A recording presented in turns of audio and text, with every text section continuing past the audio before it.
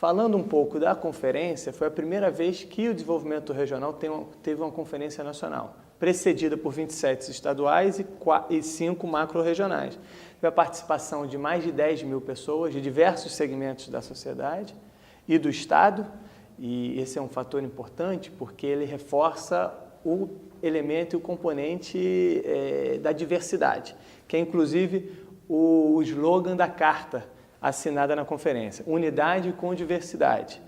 E dentro das conferências estaduais, macro-regionais e nacionais foram definidas diretrizes e princípios que agora estão sendo sintetizados para pautar o desenvolvimento, a formulação da política nacional, do texto que vai ser encaminhado à presidenta Dilma no prazo de 6 meses. Então, a gente tem mais 5 meses para elaborar esse projeto de lei. Hoje, a Política Nacional de Desenvolvimento Regional ela está instituída por meio de decreto, né, que hierarquicamente tem um nível abaixo do que uma lei ordinária. Então, a ideia é que, validado com a presidenta, a gente encaminhe isso para o Congresso Nacional. E aí agora eu vou tocar no aspecto que eu acho dos pontos principais da nova PNDR, que está em processo de formação, de elaboração, mas que já tem muitas coisas já definidas, muitos aspectos já estão bem definidos. Então, o primeiro deles é a questão relacionada ao critério de elegibilidade, a tipologia. A tipologia atual, ela define regiões prioritárias da política com base em rendimento per capita, ou seja, regiões que têm a renda per capita abaixo da média ou muito abaixo da média nacional são priorizadas, ou seja, são priorizadas na intervenção do governo federal e em outras, não só do Ministério da Integração, mas também em outras ações, como, por exemplo, em financiamento do BNDES, tem taxas de juros diferenciadas para essas regiões.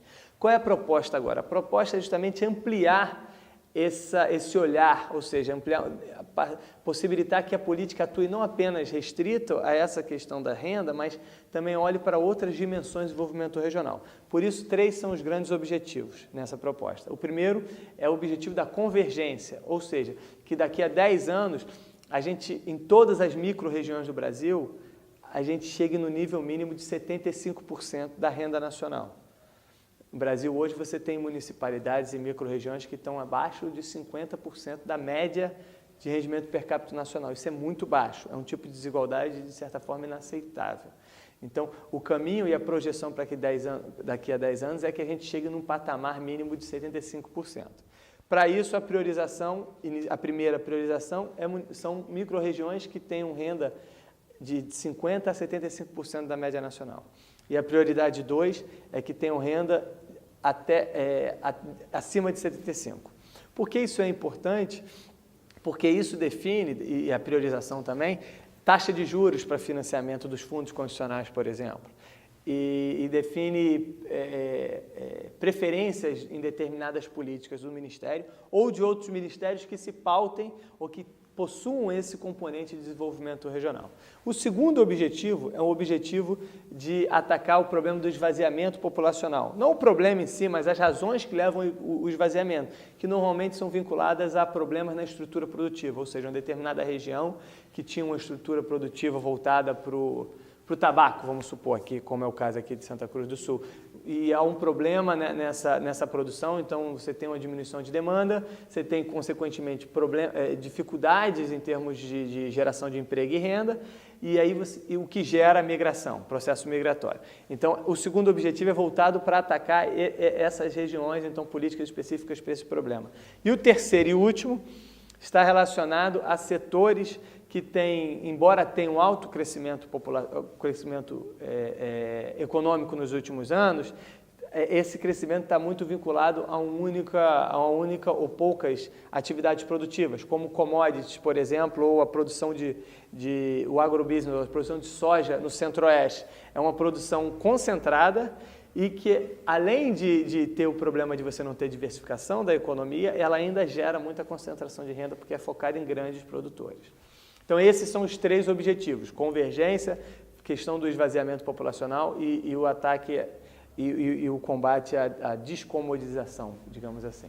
O segundo ponto importante da PNDR está relacionado ao sistema de governança da política. Hoje não existe uma coordenação e cooperação da política de desenvolvimento regional. Então, são ações isoladas e com pouca cooperação entre os entes federados, por exemplo, entre o Estado e município, entre Estado e governo federal. A ideia é montar um sistema nacional onde esses entes conversem em conselhos ou diretamente, mas que haja mais comunicação, cooperação e coordenação das ações, de modo a potencializar as ações. Ou seja, um Estado às vezes está fazendo uma mesma política para uma região que acredita ser a prioritária, que acredita ser a região que deva receber essa intervenção estatal, do ponto de vista de política pública, e o governo federal, por alguma razão, por se basear em outros indicadores, acaba atuando em outra região que o Estado não acredita ser mais importante, que tenha déficit de desenvolvimento. Então, é justamente atuar de forma conjunta, e por isso é importante esse sistema de governança.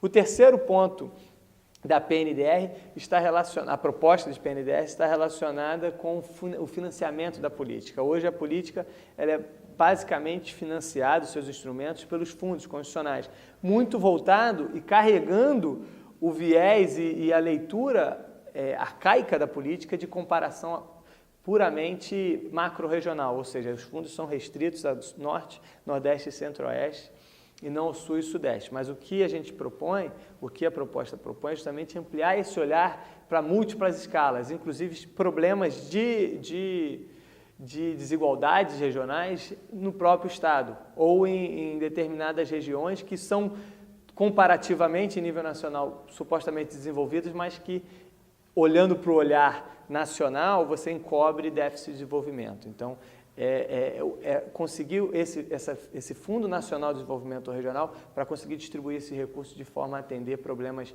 de desenvolvimento em determinadas regiões que não são atendidas hoje com os instrumentos vigentes. E o quarto e último aspecto, que é uma inovação na nova proposta, é a pactuação com outros órgãos, ou seja, a gente já falou de relações federativas, de tentar montar esse sistema de governança. Agora é uma relação intragovernamental, ou seja, o governo federal tem diversas políticas em inúmeras áreas, seja o Brasil Maior, seja o PAC, de infraestrutura e etc., mas não necessariamente essas políticas retratam ou têm como elemento importante a questão regional. Então, dentro dessa lógica de pacto de metas, a gente vai procurar e já estamos desenvolvendo essas conversas intersetoriais com os outros ministérios, no sentido de incorporar esse componente regional em todas as políticas que têm um reflexo em desenvolvimento regional. Educação, Ministério da Ciência e Tecnologia, Ministério do Desenvolvimento Agrário, Ministério do Transporte, tudo isso tem impacto e são eixos de desenvolvimento regional. Então, o objetivo é justamente fazer com que todos esses planos relacionados, ou seja, os planos setoriais, também sejam planos com olhar para o desenvolvimento regional. E aí, consequentemente, eles vão endossar a proposta de plano nacional de forma a dar mais legitimidade e impacto da política nacional.